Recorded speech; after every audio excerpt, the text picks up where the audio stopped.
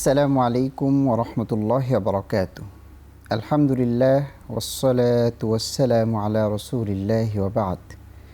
সুপ্রিয় দর্শক, মাহে রমাদানের ইফতারের এই বরকতময় সময়টিতে এখন টেলিভিশনের পর্দায় আপনাদেরকে স্বাগত জানাচ্ছি। আমি ইসমাইল ইবনে মুজাম্মেল হক। ফার্মফ্রেশ নিবেদিত সংযমের অর্থনীতি ইফতার পূর্ব এই পবিত্র সময়টিতে আপনাদেরকে এই অনুষ্ঠানের মাধ্যমে আমরা কোরআন ও হাদিসের নির্যাস অর্থনৈতিক জীবন আমাদের কেমন হওয়া উচিত সেই বিষয়ে গুরুত্বপূর্ণ আলোচনা উপহার দেওয়ার চেষ্টা করি। আমাদের অনুষ্ঠানটির সহ পৃষ্ঠপোষকতায় রয়েছে ইজি ফ্যাশন লিমিটেড। দর্শক, আপনারা নিশ্চয়ই জানেন প্রতিটি পর্বে আমাদের স্টুডিওতে একজন বরেণ্য ইসলামিক স্কলারকে আমরা আমন্ত্রণ জানিয়ে থাকি। আজকেও আমাদের স্টুডিওতে অতিথি হিসেবে রয়েছেন মাওলানা নেসারউদ্দিন বিন কাসিম। আসসালামু আলাইকুম রহমতুল্লাহ। ওয়ালাইকুম আসসালাম রহমতুল্লাহ। মুহতারাম, আপনাকে স্বাগত জানাচ্ছি আমাদের স্টুডিওতে। শুকরিয়া। প্রিয় দর্শক, আমাদের স্টুডিও গেস্টের পাশাপাশি ভিডিও লাইভের মাধ্যমে একজন অতিথি আমরা প্রায় পর্বেই পেয়ে থাকি। আজকের পর্বে আমাদের সাথে ভিডিও লাইভে যুক্ত হচ্ছেন ঢাকা নেসারিয়া কামিল মাদ্রাসার সম্মানিত প্রিন্সিপাল মুফতি শরীফ মোহাম্মদ আবু হানিফ। মুহতারাম, আপনাকে স্বাগত জানাচ্ছি।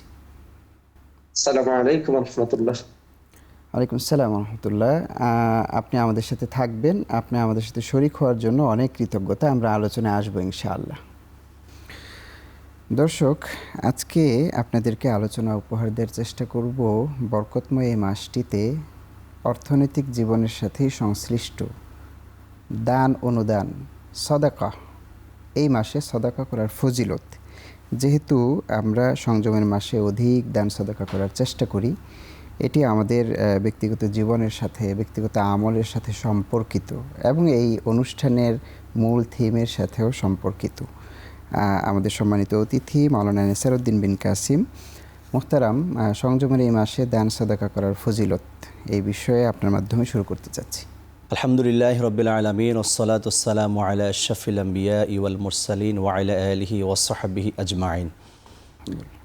দূরে এবং কাছে যে যেখান থেকে আজকের এই গুরুত্বপূর্ণ সময় মাহে রমাদান ইফতারের পূর্ব মুহূর্তে প্রোগ্রামটি দেখছেন, সকলকে আন্তরিক শুভেচ্ছা মোবারকবাদ জানাচ্ছি। বিষয়টি রমাদানের সাথে অত্যন্ত গুরুত্বপূর্ণ একটি বিষয়। দান সদাকা এটি সারা বছর যে কোনো সময়ই চলমান, যে কোনো সময়ে দান করা যায়। কিন্তু মাহে রমাদানকে আল্লাহর হাবিব সাল্লাল্লাহু আলাইহি ওয়াসাল্লাম বলেছেন শাহর উম্মতি, এটা হলো আমার উম্মতের মাস। সুতরাং আমার উম্মত কিভাবে বেশি অল্পতে প্রফিটেবল হবে, বেশি লাভ করতে পারবে, আল্লাহর হাবিব সেই বিষয়টি বারবার হাইলাইটস করেছেন। রাসূল আকরাম সাল্লাল্লাহু আলাইহি ওয়াসাল্লাম এই মাহে রমাদানের দানের ব্যাপারে তিনি এত বেশি উৎসাহী ছিলেন, নবী করিম সাল্লাল্লাহু আলাইহি ওয়াসাল্লাম এই মাসে দান করতেন নিজে অন্যান্য যে কোনো মাসের চেয়েও খুব বেশি। হাদিসে এসেছে বিরিহি মুরসালা, অর্থাৎ বাতাস যেরকম খুব ক্ষিপ্র গতিতে চলে, প্রবহমান হয়, ঠিক নবীজির অন্যান্য মাসের তুলনায় এই শাহরুর রমাদানে তার দানটা ছিল আরও বেশি ক্ষিপ্রতর। দেখুন, নবী আকরাম সাল্লাল্লাহু আলাইহি ওয়াসাল্লাম তিনি নিষ্পাপ ছিলেন, তার দান করা প্রয়োজন ছিল না, তারপরও তিনি দান করতেন। এবং নবী করিম সাল্লাল্লাহু আলাইহি ওয়াসাল্লামকে আমার আল্লাহ সুবহানাহু ওয়া তাআলা বলছেন যে দান যে আপনাকে অঢেল পরিমাণে দিলেই দান হবে, 5 কোটি 1 কোটি তারপরে 50 লক্ষ 10,000 টাকা দিলে দান হবে তা নয়। কোরআন কারীম আল্লাহ তাআলা বলছেন লিয়ুনফিক যু সাআতিন মিন সাআতিহি, প্রত্যেকের জন্য তার সামর্থ্য অনুযায়ী দান করা হয়। সুতরাং শাহরুর রমাদান এটা হলো শাহরুল ইনফাক, দানেরও একটি মাস। আমরা আমাদের পর্যায় থেকে যার যতটুকু সামর্থ্য রয়েছে এই মাসে আমরা দান করে মহান রবের খুব নৈকট্যতম বান্দা হওয়ার জন্য প্রাণান্তকর চেষ্টা থাকা দরকার। এবং এই দানের ক্ষেত্রে নিজেরা যেরকম দান করব, আমরা আমাদের স্ত্রীকে দান করার জন্য উৎসাহিত করব, আমরা পরিবারের সব সদস্যকে, আমরা আমাদের পরিবারকে উৎসাহিত করব, তাহলে বদান্যতা বৃদ্ধি পাবে, হাত প্রসারিত হবে ইনশাআল্লাহ। মুহতারাম, আমরা একটু ভিডিও লাইভে যুক্ত আছেন মুফতি শরীফ মোহাম্মদ আবু হানিফ। মুহতারাম শাইখ, আপনি নিশ্চয়ই আছেন আমাদের সাথে। আমাদের সম্মানিত নেসারউদ্দিন বিন কাসিম সাহেব বলছিলেন দানের ফজিলত অন্য মাস থেকে অবশ্যই এটি আলাদা। আপনার কাছে জানতে চাইব, দান করলে সম্পদ বাড়ে না কমে? ইসলামে কি বলা হয়েছে? জি, ধন্যবাদ। আল্লাহ সুবহানাহু ওয়া তাআলা রিজিকের মালিক, তিনি যাকে ইচ্ছা করেন রিজিক পর্যাপ্ত দেন, যাকে ইচ্ছা করেন রিজিক কম দেন। এই কম বেশি দেওয়া একটা পরীক্ষা। আল্লাহ প্রদত্ত রিজিক থেকে আমরা যেন সবাই কম বেশি দান করি, সেজন্য আল্লাহ বলছেন ওয়ামিম্মা রাযাকনাহুম ইউনফিকুন, আমি যে রিজিক দান করি সেখান থেকে যেন তারা ব্যয় করে। জি। আল্লাহ রাব্বুল আলামিন এই ব্যয়ের যে নির্দেশনা দিচ্ছেন সেটা দান খয়রাতের মাধ্যমে সম্পদ কমিয়ে দেওয়ার জন্য নহে, বরং এটা আল্লাহর পক্ষ থেকে পরীক্ষা। আর রাসূলুল্লাহ সাল্লাল্লাহু আলাইহি ওয়াসাল্লাম বলছেন, যারা এই পরীক্ষায় উত্তীর্ণ হয়, দান খয়রাত করে, তাদের দান খয়রাতের দ্বারা তার আল্লাহ প্রদত্ত রিজিক কোনোভাবেই কমে না, বরং তার বরাদ্দটা আল্লাহর পক্ষ থেকে বেড়ে যায়।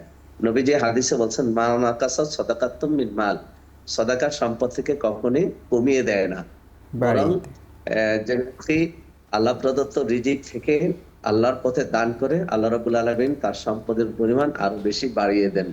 বিশেষ করে যারা জাকাত প্রদান করে, ফরজ দান, এই জাকাত প্রদান করলে যে সম্পদ বৃদ্ধি পাবে, এটা জাকাত শব্দের ভিতরেই আছে। জাকাত শব্দের অর্থই হচ্ছে আর-নমু ওয়া জিয়াদাতু, বৃদ্ধি পাওয়া, বেড়ে যাওয়া। সুতরাং আমরা বাস্তবতার জীবনেও দেখি, যারা সাধারণত জাকাত দান করে, তাদের জাকাত দানের সক্ষমতা প্রতি বছর বেড়ে যায়। অর্থাৎ তার সম্পদ না বাড়লে জাকাতের সক্ষমতা বাড়ে কিভাবে? সুতরাং এটা রাসূলুল্লাহ সাল্লাল্লাহু আলাইহি ওয়াসাল্লাম নিশ্চয়তা দিয়েছেন, এবং এটা আমরা বাস্তবেও দেখি। দান খয়রাত করলে আল্লাহর পথে, যেহেতু রিজিকের মালিক আল্লাহ, আল্লাহ পাক খুশি হয়ে তা থেকে আরো সম্পদ বাড়িয়ে দেন। জি মোহতারাম, শুক্রিয়া। আমাদের সমাজে অনেকে মনে করে যে দান করলে মানে জাকাত ফরজ হয়ে আছে, স্বর্ণ নিসাব পরিমাণ হয়ে আছে বা হয়ে যাচ্ছে, এজন্য কমিয়ে ফেলে জাকাতের ভয়ে। এই বিষয়ে যদি কিছু বলতেন। এটা হলো আত্মপ্রবঞ্চনা, জি যে নিজেকে নিজে ধোঁকা দেওয়া। জি জাকাত দানের মাধ্যমে মূলত একটি ফরজ ইবাদত পালন করা হয়। একটি ফরজ ইবাদত পালন করার সৌভাগ্য কতজনের হয় সমাজে? যেমন আমাদের অনেকেই হজ করার জন্য খুব আকাঙ্ক্ষা নিয়ে থাকে। হজ তো একটি ফরজ, তেমনি জি। জাকাত আদায়ের জন্য আকাঙ্ক্ষা থাকবে না কেন? জাকাত আদায়ের মাধ্যমেও তো একটি ফরজ ইবাদত পালন করা যায়। সুতরাং আমাদের উচিত যে জাকাত কোন হিসাবটা করলে, কিভাবে করলে জাকাতের আওতায় আমি আসতে পারি এবং সেটি জাকাত চেষ্টা দিতে পারি, করা। সেই চেষ্টাটা করা। জি, শুক্রিয়া মোহতারাম। আমরা আবার আসবো আপনার সাথে, থাকুন আমাদের সাথে ইনশাআল্লাহ। দর্শক, জাকাতের ফরজ হওয়া সত্ত্বেও অনেকে সম্পদ কমে যাওয়ার ভয়ে জাকাত বা দান সাদাকা করতে চান না, এই বিষয়টি আমরা শুনছিলাম। সময় হলো ছোট্ট একটু বিরতির, আমাদের সাথেই থাকুন, ফিরে আসছি একটু পরে ইনশাআল্লাহ।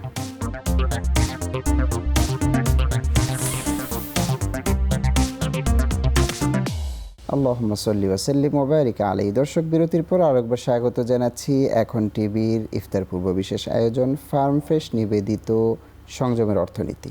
অনুষ্ঠানটির সহ পৃষ্ঠপোষকতায় রয়েছে ইজি ফ্যাশন। দর্শক, আমরা শুনছিলাম আজকে দান সাদাকার ফজিলত। আমরা চলে যেতে চাই মাওলানা নেসারউদ্দিন বিন কাসিম সাহেবের কাছে। দানের ফজিলত অন্য মাস থেকে কেন এই মাসটা বেশি আলাদা, এবং কিভাবে আমাদের এই মাসে দান করা উচিত, তার কিছু টিপস যদি দর্শকদের দিতেন। অত্যন্ত সুন্দর একটি বিষয় আলোকপাত করেছেন। আসলে দেখুন, মাহে রমাদান তো অন্যান্য মাসের চেয়েও ভিন্নতর। অন্যান্য মাসের চেয়ে সবচেয়ে বেশি ফজিলত, বরকত, মর্যাদা রয়েছে এই রমাদান মাসে। এবং আল্লাহ সুবহানাহু ওয়া তাআলা এই রমাদানকে পছন্দ করেছেন বিধায়ী রব্বে কারীম এই রমাদানে তিনি কোরআনকে নাজিল করেছেন। যেমনটি আল্লাহ বলছেন, শাহরু রমাদান আল্লাযী উনজিলা ফীহিল কোরআন। সুতরাং এই মাসটি অন্যান্য 11টি মাসের চেয়ে এটা প্রায়োরিটি পায় বেশি, প্রাধান্য পায় বেশি। সুতরাং আমরা এই মাসকে দানের জন্যই আমরা নির্বাচিত করে নিতে পারি, দানের জন্য আমরা বাছাই করতে পারি। যেহেতু এই রমাদান মাসে আল্লাহ সুবহানাহু ওয়া তাআলা একটা নফল কাজকে অন্যান্য মাসের একটা ফরজ আবাদতের সাথে সমতুল্য করা হয়েছে। এই মাসে একটা ফরজ আবাদতকে অন্যান্য মাসের একটা 70টা ফরজ আবাদতের সাথে সামঞ্জস্য করা হয়েছে বা সমতুল্য ঘোষণা করা হয়েছে। সুতরাং বুঝাই যাচ্ছে এই মাসের গুরুত্ব, ফজিলত, মর্যাদা কত বেশি। আমরা কি গোপনে দান করা উত্তম না প্রকাশ্যে, এই পয়েন্টে একটু আলোচনা করব। অত্যন্ত সুন্দর, এটাও একটি চমৎকার সমসাময়িক কথা। দেখুন, দান তো আল্লাহ সুবহানাহু ওয়া তাআলা গোপনে করলেও দেখেন, প্রকাশ্য করলেও দেখেন। এবং কোরআনে সূরা বাকারাও আল্লাহ তাআলা এই বিষয়ে বলেছেন, ওয়া ইন তুবদু সাদাকাতি ফানি'ম্মা হিয়া। আপনি যদি প্রকাশ্যভাবে দেখাইয়া যদি দান করেন, এটা ভালো। তারপরে ওয়া ইন তুতুহা ওয়া তুখফুহা ফাহুয়া খৈরুল লাকুম। আল্লাহ তাআলা বলছেন এই দানকে যদি সে দেয় এবং দান যদি করে এবং সেটা যদি গোপনে দেয় তাহলে প্রকাশ্য দানের চেয়ে এটা আরও বেশি উত্তম হবে। দোনোটার অপশন রয়েছে, তবে গোপনটাকে প্রায়োরিটি দেওয়া হয়েছে। শুধু তাই নয়, সাবাআতুন ইযিল্লুহুমুল্লাহ ইয়াওমা লা যিল্লা ইল্লা যিল্লু। আল্লাহ হাবিব সাল্লাল্লাহু আলাইহি ওয়াসাল্লাম বলেছেন কিয়ামতের মাঠে আল্লাহ তাআলা একটা ভিআইপি প্যান্ডেল তৈরি করবেন যার নিচে 7 শ্রেণীর মানুষ অবস্থান করবেন। সর্বশেষ 7ম নম্বরে যে শ্রেণীর লোকে আলোচনা করা হয়েছে সেটা হলো যে ওই ব্যক্তি যিনি ডান হাতে দান করবেন, বাম হাত জানবে না উনি কী পরিমাণ বা কোন জিনিস দান করেছেন। সুতরাং চেষ্টা করা দানের ক্ষেত্রে গোপনীয়তা অবলম্বন করে। হ্যাঁ, আপনি প্রকাশ্য দান করতে পারবেন, এটাও ক্ষতিকর নয়, কল্যাণকর, তবে অন্তরে এই বিষয় রাখতে হবে রিয়া আর নাস, মানবকে দেখানো, লৌকিকতা এটা যেন না হয়, কৃত্রিমতা যেন না হয়, বরং আপনার দানের মাধ্যমে যেন আরেকজন উৎসাহিত হয়। এটা যেন আজমাইনদের আমলে দুটোই আমরা দেখতে পাই। রাসূল সাল্লাল্লাহু আলাইহি ওয়াসাল্লাম তো কিছু কিছু যুদ্ধের সময় প্রকাশ্যেই চাইতেন, প্রকাশ্যে মানে ঘোষণা দিয়ে কে কী দান করতে চায়। সুতরাং এটিরও দলিল আছে যেন অন্য ভাই উদ্বুদ্ধ হয়। যে চমৎকার বলছিলেন। আমরা প্রকাশ্যে দানের রিয়ার ব্যাপারটা আসলো, গোপন দানের ক্ষেত্রে সেটি সদাকা না জাকাত, এটি কি বলে দেওয়ার বিধানটা যদি আমরা একটু বলি। জি, সুন্দর বলেছেন। দেখুন, আপনার দানের ক্ষেত্রে এটা একমাত্র আপনার অন্তরের বিষয় থাকবে। যাকে আপনি দিচ্ছেন এটা তার জানার বিষয় না, তার বোঝার প্রয়োজনও নেই। আপনি জাজ করবেন যে যাকে দিচ্ছেন উনি কি জাকাত নেওয়ার যোগ্যতা রাখেন নাকি উনি সাধারণ দান নেওয়ার যোগ্যতা রাখেন। সাধারণ দান যে কোনো লোকের ক্ষেত্রেই করা যেতে পারে, কিন্তু জাকাত কিন্তু যে কোনো ক্ষেত্রে করা যায় না, যে কোনো সেক্টরে করা যায় না। জাকাত ব্যক্তিকে মালিক বানিয়ে দিতে হয়। আমি জাজ করতে হবে আমি যাকে জাকাত দিচ্ছি উনি এটার প্রাপ্যতা রাখেন কিনা, হকদার কিনা। উনি যদি মুস্তাহিক হন, উনি যদি উপযুক্ত হন, তাহলে তাকে জাকাত দিয়ে দিব, কিন্তু কোনো বলার প্রয়োজন নাই। বরং আপনি গোপনভাবেই দেওয়াটাই হলো উত্তম। যিনি জাকাত নিচ্ছেন উনিও জাকাত বলে নেওয়াটা হয়তো ওনার কাছে সংকোচ বোধ হতে পারে। আপনি কি আবার আপনার ভাইকে জাকাত বলে কি টাকা দিতে পারবে? এটা কোশ্চেন কেন সম্ভব নয়। সুতরাং জাকাত দেই আর দান দিয়ে যেটাই দেই আপনার অন্তরের বিষয়েই থাকবেন। ইন্নাল্লাহ আলিমুম বিযাতিস সুদূর, আল্লাহ তাআলা হলেন অন্তর্যামী, তিনি ভালো জানেন আপনি কোন ফান্ড থেকে আপনি এটাকে দিচ্ছেন। অনেক শুকরিয়া মুহতারাম। আমাদের ছোট্ট আরেকবার বিরতির সময় হলো, ফিরে আসছি একটু পরে। দর্শক আমাদের সাথেই থাকুন, ছোট্ট একটু বিরতি থেকে ফিরে আসছি ইনশাআল্লাহ।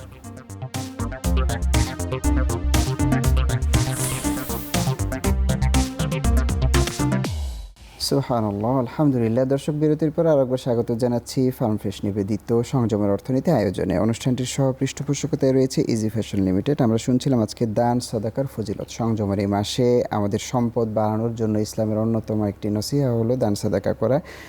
আমাদের স্টুডিও মেহমান থেকে আমরা বিরতির পূর্বে শুনছিলাম। আমরা একটু চলে যাচ্ছি মুফতি শরীফ মোহাম্মদ আবু হানিফ আমাদের ভিডিও লাইভে আছেন। জি মোহতারাম, আপনি শুনছিলেন দান গোপনে করা এবং প্রকাশ্য করা এবং দান বলে করতে হবে কিনা, এই বিষয়ে যদি আপনার একটু ছোট্ট মতামত নিতাম। জাকাতের বিষয়টি হচ্ছে যিনি দান করবেন তার নিয়ত করা শর্ত। তিনি জাকাতের অর্থ হিসাব করে সেটাকে আলাদা করে সেখান থেকে যখন নির্দিষ্ট ব্যক্তিকে দান করবেন তিনি নিয়ত করে দান করবেন। ইন্নামাস সাদাকাতু লিল ফুকারা'i ওয়াল মাসাকিনি ওয়াল আমিলিন আলাইহি ওয়া ফির রাকাবি। এই যে 8টি খাতের কথা আল্লাহ রাব্বুল আলামিন বলছেন, ফকির, মিসকিন, এই খাতে যারা কাজ করে, যারা দাস, ঋণগ্রস্ত ব্যক্তি, মুসাফির, আল্লাহর পথে জিহাদকারী, এদেরকে নির্দিষ্ট 8টি খাতে জাকাতের অর্থ দান করতে হয়।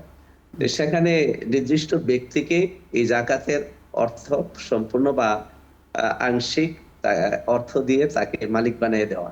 এক্ষেত্রে যিনি জাকাত দিবেন তার নিয়ত করার শর্ত, আর যাকে দেওয়া হবে তার জন্য এই বিষয়টি অবগত হওয়ার শর্ত নহে। সুতরাং যাকে জাকাত দিবেন তাকে বলতে হবে না যে এটা আমি জাকাতের অর্থ থেকে দিচ্ছি, এটা বলার কোনো প্রয়োজন নেই। বরং ক্ষেত্র বিশেষে এই বিষয়গুলোকে গোপন রাখতে হয়। কারণ অনেক সময় জাকাত পাওয়ার যোগ্য ব্যক্তি কিন্তু তার ব্যক্তিত্বের কারণে সে কারো কাছে জাকাত চাইতে যায় না, বা এটা একটা বিব্রত বোধ হয়। সেক্ষেত্রে তাকে না জানিয়ে জাকাতের কথা না বলিয়ে দেওয়াটাই ভালো। জি মোহতারাম, ইনশাল্লাহ সামনের কোনো পর্বে আবারও আপনার থেকে আমরা আলোচনা পাওয়ার চেষ্টা করব। আজকে অনেক শুকরিয়ার সাথে বিদায় নিচ্ছি। জাযাকাল্লাহ। ধন্যবাদ। জি মোহতারাম, আমরা একেবারে শেষ পর্যায়ে সংক্ষিপ্ত পরিসরে অভাবী থেকেও দান করার একটা পয়েন্ট বলেছি, যে আসলে অভাবী থেকে দান করার উদ্বুদ্ধ ইসলাম করে, কিন্তু সেটি কিভাবে, মানে পসিবলটা কিভাবে? দেখুন, এই আল্লাহ তাআলা মানুষের দানটা যে গ্রহণ করেন, আপনি সচ্ছলতা অসচ্ছলতা উভয় অবস্থা থেকে আল্লাহ তাআলা গ্রহণ করে থাকেন, এবং দান বিষয়টি দিয়ে আমরা সচ্ছলতা দিয়ে মনে করি অর্থ থেকে আমরা দান করব, কিন্তু অসচ্ছল থেকেও দান করা যায়। সেটা অনেকগুলি পরিধি রয়েছে, অনেকগুলি সেক্টর রয়েছে। যেমন দুইটা যদি আমি বলে থাকি, সাদাকা, যেমন আল্লাহ সুবহানাহু ওয়া তাআলা বলছেন যে একটা আল্লাহ নবী সাল্লাল্লাহু আলাইহি সাল্লাম বলেছেন যে সুন্দর একটা হাসি, এটাও সদাকা। সুবহানাল্লাহ। তা আমি অর্থ দিয়ে দান করতে পারলাম না, এই কিন্তু সুন্দর একটা বিষয়টি- হাসি দিয়ে আমি এই বিষয়টি কথা আসলে বললাম। ফুটানো তারপরে ধরেন একজন মানুষের সাথে আমি সুন্দর কথা বললাম, রব্বে কারিম বলছেন ওয়াকুলু লিন্নাসি হুসনা, তোমরা মানুষের সাথে সুন্দর সুন্দর কথা বলো। তাহলে সুন্দর কথা বলা এটাও কিন্তু একটা সদাকা হচ্ছে। ইমাতাতুল আযা আনিত তারিক, রাস্তা থেকে আপনি একটা ক্ষতিকর জিনিস আপনি দূরে সরাই দিলেন, রাস্তায় একটা কলার উপরে যে প্রলেপ সোলকাটা পরে রইলো, আপনি এটা সরাই দিলেন, এটা উপর থেকে হাঁটলে পিছলে পরে মারাত্মকভাবে আক্রান্ত হতে পারে, আপনি সরাই দিলেন, এটাও কিন্তু একটা সদাকা হলো। তারপরে একজন লোক রাস্তা চিনছে না, পথ হারিয়ে ফেলেছেন, ইসাউল মাতলু, আপনি লোকটাকে গন্তব্যস্থলে পৌঁছে দিলেন, এটাও কিন্তু আপনার সদাকা হচ্ছে। তারপর নফকত রজুলি আলা আহলিহি সদাকা, পরিবারকে টেক কেয়ার করলেন, ছেলে মেয়েদেরকে মানুষ করলেন, উপযুক্ত জায়গায় পৌঁছানোর জন্য আপনার প্রাণান্তকর চেষ্টা, কুশের শ্রম, মেধা এগুলি খাটালেন। সুতরাং অনেক এই শুকরিয়া দান মানে মুহতারাম। শুধুমাত্র অর্থের সাথে সংশ্লিষ্ট নয়, আমরা আজকে- বরং বাহ্য কতগুলি কর্মের সাথেও দান সংশ্লিষ্ট রয়েছে। অসচ্ছল থাকলেও সেখান থেকে দান। চমৎকার কিছু পয়েন্ট চলে আসছে, শুকরিয়া জাযাকাল্লাহ। আজকে একেবারেই শেষ পর্যায়ে বিদায় নিতে হচ্ছে। অনেক অনেক মোবারকবাদ আমাদেরকে সময় দেওয়ার জন্য। আপনাকে অসংখ্য মোবারকবাদ। বারাকাল্লাহ ফিক। দর্শক, একেবারেই শেষ পর্যায়ে আমরা আজকের দান অনুদান আমাদের অর্থনৈতিক জীবনেরই একটা পার্ট। আল্লাহ তাআলা যেহেতু আমাদেরকে দান করতে উদ্বুদ্ধ করেছেন, দান করে খোঁটা দিতে নিষেধ করেছেন, রাসূল সাল্লাল্লাহু আলাইহি ওয়াসাল্লাম অভাবী এবং সচ্ছল উভয় অবস্থাতেই দান করতেন, দান করতে পছন্দ করতেন। রাসূল সাল্লাল্লাহু আলাইহি ওয়াসাল্লামের অন্যতম একটি আমল ছিল, ওনার কাছে কেউ কিছু চাইলে ওনার গোটা জীবনে খালি হাতে কাউকে তিনি ফিরিয়ে দেননি। যদি কখনো উনি কিছু দিতে না পারতেন, উনি কথা দিতেন এবং ওই দিনের জন্য ক্ষমা চেয়ে নিতেন, বলতেন যে তুমি পরে অমুক সময় এসো, তোমাকে দিব, আজকে পারছি না। আমরা আমাদের কাছে থাকা সত্ত্বেও অনেক সময় বিরক্ত হই। উত্তম হলো চাইলে সায়েলকে ধমক না দেয়া এবং যথাসম্ভব তাদেরকে দান করা। আল্লাহ তাআলা আমাদেরকে সংযমের এই মাসে দানের ক্ষেত্রে উদার হওয়ার তৌফিক দান করুন। ইনশাআল্লাহ আগামী দিন নতুন কোনো অতিথি নিয়ে আবারও দেখা হয়ে যাবে। ততক্ষণ আল্লাহ তাআলা আমাদের সকলকে ভালো রাখুন, সুস্থ রাখুন। আসসালামু আলাইকুম ওয়া রাহমাতুল্লাহি ওয়া বারাকাতুহু।